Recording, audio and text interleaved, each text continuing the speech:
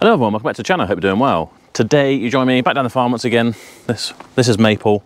Maple's not really in my good books today because I'm down here on a Sunday assessing the damage she's done overnight, where she's got out and kicked down a section of this fencing that went across there because she liked the grass over there more than she liked the look of the grass that she's eating over here.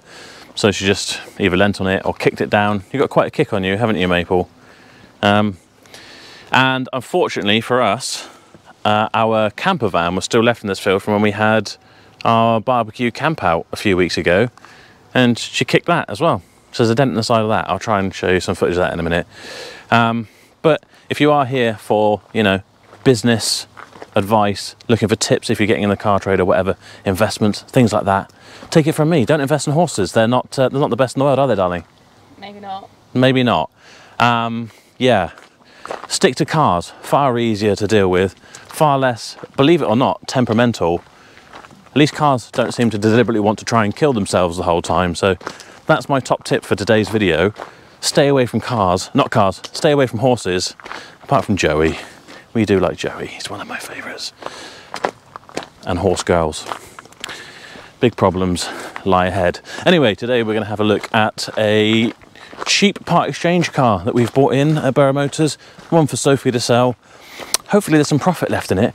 We've given £400 for a little Ford Fiesta 1.6 gear from all the way back in 2002, so 21 years old now. Let's check it out.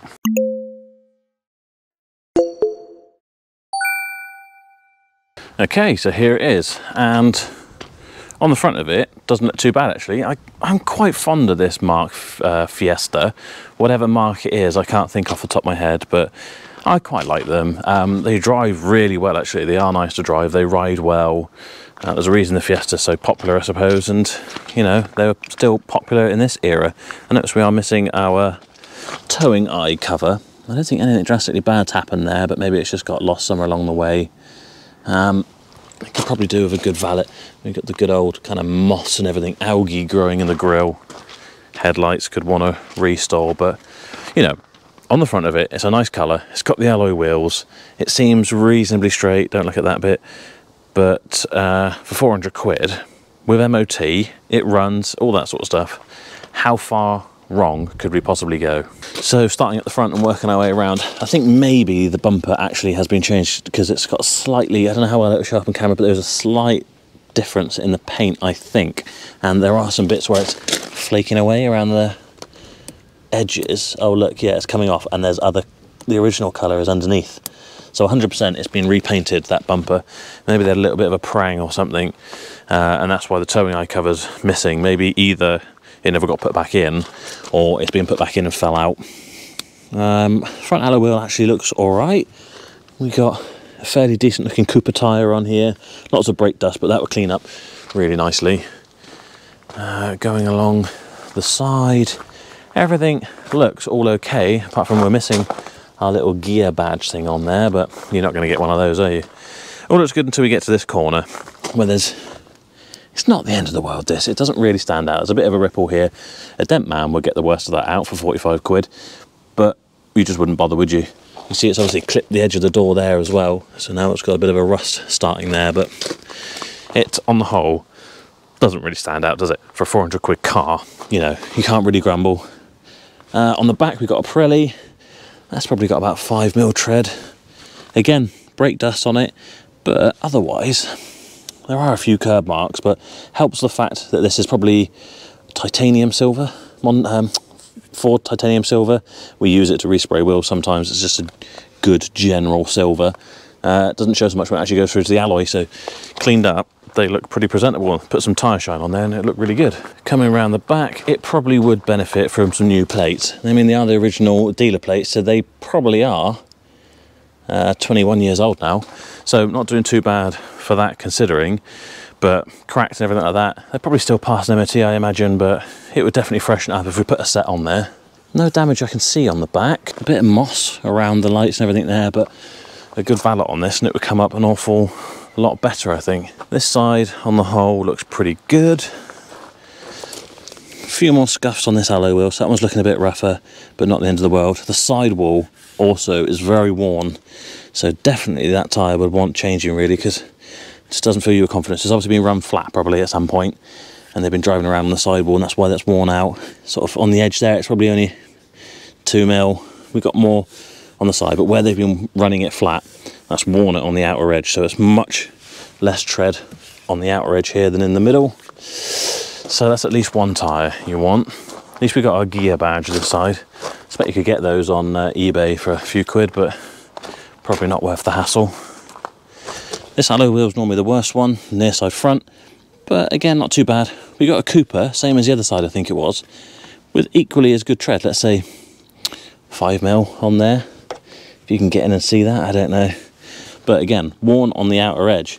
So I was starting to wonder, were they run flat, or was this someone who was paranoid about running over? When you go around a left-hand corner, I used to work with someone, and every time you went around a left-hand corner, tight corner, let's say at least, they would always just rub this up against the curb because they're too worried about hitting the car on the other side. They'd put this right on the curb and just kind of like run it along the curb and scuff the side of the tyre off. I think that might be the scenario here. We've had a bit of a scuff happen here. Maybe that happened at the same time as the bumper and I just deemed it not quite worth fixing, because obviously that's hit something and it's judded up, and that's what's caused those little circle marks on there, because that's well and truly chipped out the paint all the way down to the wing. Again, headlight wants doing, but on the whole, 400 quid. Not bad at all, is it? Let's have a look inside. So not only do we have 2 keys, we also have 2 original Brunel Ford dealer key tags as well. How nice is that to see? And look at the condition of the keys. That's lovely. It's definitely going to help sell this car if everything's in that sort of condition. Remote central locking works. I've just noticed we got a good bit of moss, or whatever you want to call this, coming down the rubber strip there on the window. But it doesn't look too bad at all inside. Yes, it wants a quick vacuum around, but look at the condition of these light grey, these like the teddy bear cloth kind of thing, which are like super comfortable, but quite easy to stain, especially in a light colour like this. But look how good they look. Right, this back door doesn't seem to want to open. Let's try the other side and see if it's a rear door lock thing or no. So imagine we've got a broken door handle on that side. Keep fit windows in the back, a dead moth, that comes free. But you couldn't ask for a car in better condition really for a little part exchange. Still got the parcel shelf, light grey interior, no pet hair, no smells of cigarettes or anything, and it's just super clean enough, certainly for a part exchange car. Oh. Like I say, these are just nice, comfortable cars to drive. Being Ford, they just feel solid and robust and kind of soak up the miles, so I do like them. Let's fire it up. Sounds good. No belt noises or anything like that. Sounds good actually. We have got air conditioning, amazingly. Let's try turning that on, see what difference that makes with the air conditioning pump. Well, no difference to the revs. I didn't necessarily hear it kick in, but we'll try the fans. Even though it looks grey and miserable and wet out here, it actually is still pretty warm and humid. It'll be interesting to see if we still get cold air coming out of these fans. I notice we have got an engine management light on here, which I didn't know if I knew about before, and while we're here I suppose I ought to mention 81,500 miles, 81,546 to be exact. Nothing at all on this, is it? But I am feeling a little bit of a bit of a misfire going on, so I imagine this probably just wants a coil pack. It's probably not being used much by the person who's part exchanged this. I wish I could remember what they part exchanged it for. I really wish there's a way I could show you this misfire. It's not really registering on the tachometer. Maybe just a little bit. But you can just kind of feel it going doo, doo, doo, doo, as it kind of shakes a little bit. So again, I don't think it's going to be anything drastic. I'll turn it off now before it gets too hot, because we want to check the oil, we want to check the coolant, because the only downside with these little Ford Fiestas and the 1.6s can be head gasket, and then you get oil in the spark plugs in the combustion chamber and everything, and yeah, that can cause us a misfire like this. So fingers crossed it's not that. I'm going to check the other key a minute, make sure that all works. Yeah, that turns everything on. So we've got CD radio. Is this going to work? It says we're on, but I'm not hearing anything. No CD in there. We don't seem to be getting any sound from our radio, which is very strange. Let's try tuning it. You expect it to be screeching at us by now, but it's not. So that's a blow. I didn't know that beforehand. I don't know if the guys who actually did this part exchange, I think it was Dan who did this deal, and I do have to kind of keep drilling home to everyone that even if the car's a cheap part exchange, we need to be checking them over, because, you know, most people want a radio in their car, and if this isn't going to work, then you have to put one in, and what's it going to cost you? You can't just bang a single DIN radio in there, because it's this weird little system here. So you've got to find a 4500 RDS, or you got to buy a fascia kit or whatever, or try and sell it as it is and hope someone, you know, likes the sound of tyre noise and doesn't want to hear their music, because it's minor things. But you know, if you knock 100 quid off that for 400 quid car, because I mean, you might be able to just pull the price of the part up in front of the customer and be like, look, it's going to cost me 50 quid to get one of these, and then an hour to fit it. At the end of the day, I'm paying to fix it, and I don't particularly want to. If anyone knows any tips or tricks on why that isn't working, for all I know, it could just be a fuse for an amplifier or something, but it seems probably a bit more complicated than it would need to be on a 21-year-old Ford Fiesta. I don't imagine they had separate amplifiers, but I could be wrong. Anyway, we'll look at everything else. We've got our 5-speed manual. I know we got some service history in here, and I think it was pretty good. Probably why we gave 400 quid for this car. So let's just have a quick look. We've got our V5 and some MOT documents and everything there, which I won't get out. Got our lock and wheel nut key in a nice little bag, look. Spare brake bulb or something. Here's our service history. Oh, this is good. So originally, this looks like it was a Jersey car. Look at that. It had 2 services in Jersey up until 2004. In 2005, it was then serviced in Bristol. I know this car's had 2 previous keepers, so 3 in total. It looks like it started its life out in Jersey. Maybe it was a couple of years old, and then it moved to Bristol, and then stayed around that area. Warmly. I don't know if Warmly is that Bristol. It's a BS postcode, so it could well be. But we've got, what have we got there? 12 service stamps. 18, 19. Last done at 77,000, only like 4,000 miles ago, but it was a couple of years ago. So absolutely tons of service history. It's obviously been well looked after, but ideally you probably do want to do another service on it, just to, you know, keep everything fresh and kind of know the history of everything. Right, let's pop the bonnet. Alright, so here we are. Could benefit from a good clean under here, but that's not the end of the world. Coolant looks very fresh and very bright. Hopefully that's good news, and it's not because it's just been changed in order to hide something. It all looks good. Oh god, cross-threading it now. Such a ham-fisted moron. Right, let's check the oil. Well, looks okay. Dipstick might tell us more. Well, it actually looks okay. So I think we probably just want, what do we think at this stage? A couple of tyres and probably a coil pack, or I don't know if that's individual coil packs on this or like a 4-in-1, but I imagine that's probably what's causing the misfire, if not a set of spark plugs as well. But you probably, you know, under 100 quid to sort that bit out. A couple of tyres, maybe 50, 60 quid. So add that to what we already owe on this car, which is 400 quid. We're looking at about 550, let's say. Still could be some profit in this car. Right, I will take this out for a quick spin, make sure we haven't got any other hidden issues. But I thought before we do that, I would have a quick look at Auto Trader and see what these are making and what our best case scenario is. See what our best case scenario is. Well, there's one here on 66,000 miles, and that's only 995. That is the 1.25 engine though. We've got a 1.4 on 2,600. That's on 50,500 miles. And the only other gear of a 2002 that I can find.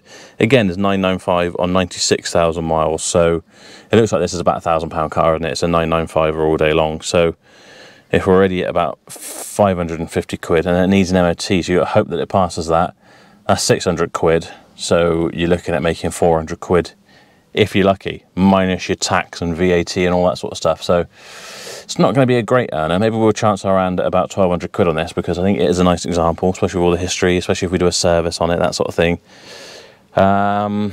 But it's certainly not retirement money. So let's get it out, take it for a spin, see if it's even worth doing all that.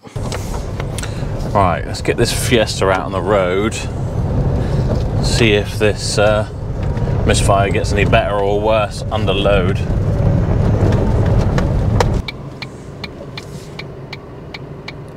Right, so the engine management light is actually flashing now.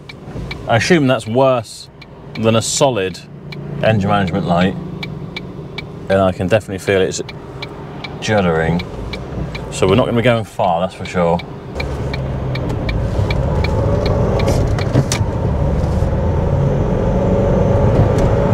Yeah, this thing feels dead to the world. I think we're probably...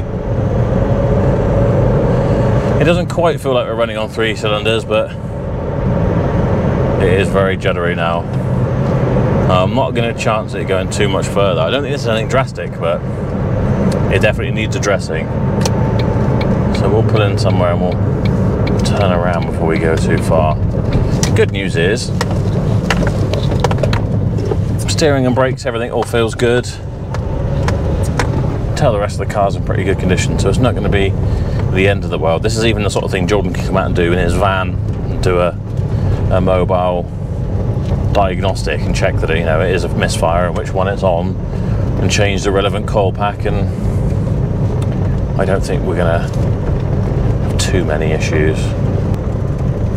Our engine management light's gone back to solid now when you're just going along slowly, but when you put it under load, I think it starts flashing you as if to say, if you haven't noticed, you've got problems, mate. So I am actually going to take a slightly different route back.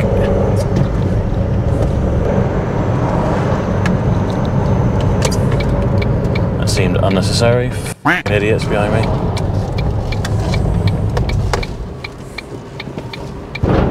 Alright, let's put my foot flat down here and see what happens.